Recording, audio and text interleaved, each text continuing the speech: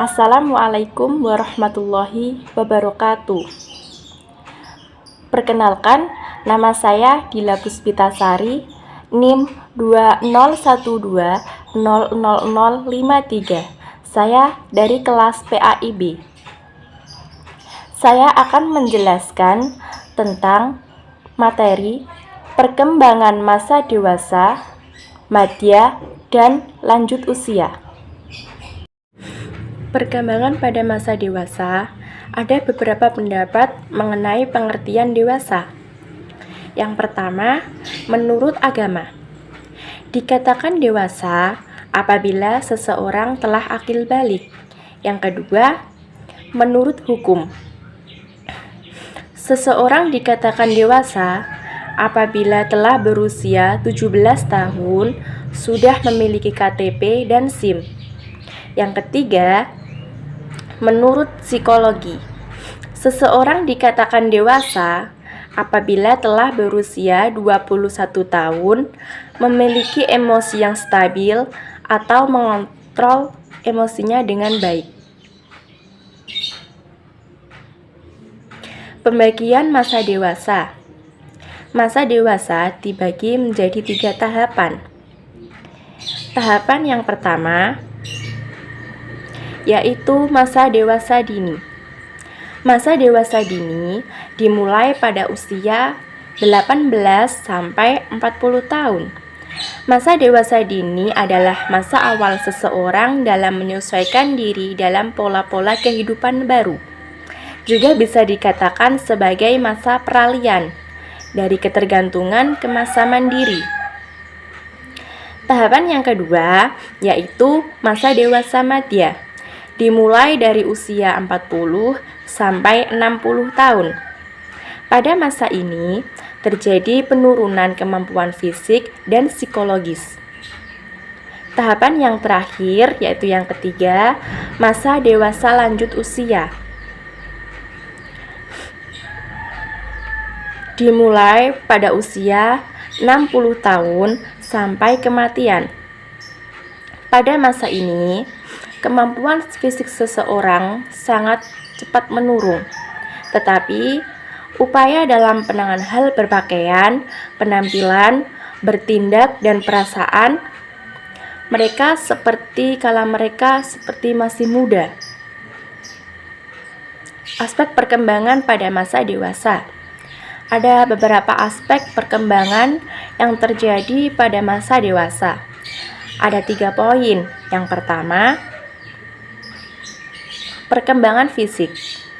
Ada beberapa gejala yang terjadi antara masa dewasa, yaitu seperti kesehatan badan. Bagi kebanyakan orang, awal masa dewasa ditandai dengan memuncaknya kemampuan dan kesehatan yang dimulai sekitar usia 18 tahun sampai 25 tahun. Bagi wanita, perempuan biologis yang utama terjadi selama pertengahan dewasa, yakni mulai mengalami menopause atau berhentinya haid atau menstruasi dan kehilangan kesuburan. Sedangkan bagi laki-laki, proses menuaan pada proses pertengahan tidak terlalu ketara. Hanya saja ada beberapa kemunduran fisik yang terjadi antara berangsur-angsur, seperti terkurangnya produksi air mani dan frekuensi orgasme yang cenderung merosot. Perkembangan sensorik. Pada masa dewasa, penurunan fungsi penglihatan dan pendengaran belum begitu ketara. Tetapi pada usia dewasa tengah, perubahan pada penglihatan dan pendengaran merupakan 2 perubahan fisik yang menonjol. Perkembangan otak pada masa dewasa awal, sel-sel otak berangsur-angsur terkurang, tetapi perkembangan koneksi neural tetap aktif, membantu mengganti sel-sel yang hilang. Yang kedua, tentang perkembangan kognitif terbagi atas 3 bagian, yaitu perkembangan pemikiran postformal. Gisela Lamovi View menyatakan bahwa pemikiran dewasa muda menunjukkan suatu perkembangan yang signifikan. Perkembangan teori yaitu salah satu karakteristik yang berhubungan dengan orang dewasa yang berhubungan dengan orang tua, yaitu berhubungan dengan daya ingat. Perubahan intelijensi. Studi Porendai menyatakan bahwa kemampuan belajar mengalami kemunduran sekitar 15% pada usia 23-24 tahun. Yang ketiga, perkembangan psikososial. Pada masa dewasa, individu memasuki peran kehidupan yang lebih luas. Pola tingkah laku sosial lebih dewasa berbeda dalam beberapa hal dari orang yang lebih muda.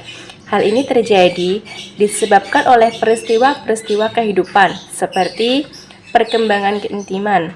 Keintiman dapat diartikan sebagai suatu kemampuan memperhatikan orang lain dan membagi pengalaman dengan mereka. Cinta. Cinta mengacu pada perilaku manusia yang sangat luas dan kompleks. Pernikahan dan keluarga. Perkembangan integritas, yaitu suatu keadaan yang dicapai seseorang setelah berhasil melakukan penyesuaian diri dengan berbagai keberhasilan dan kegagalan dalam hidup. Sekian video yang dapat saya berikan, semoga bermanfaat. Wassalamualaikum warahmatullahi wabarakatuh.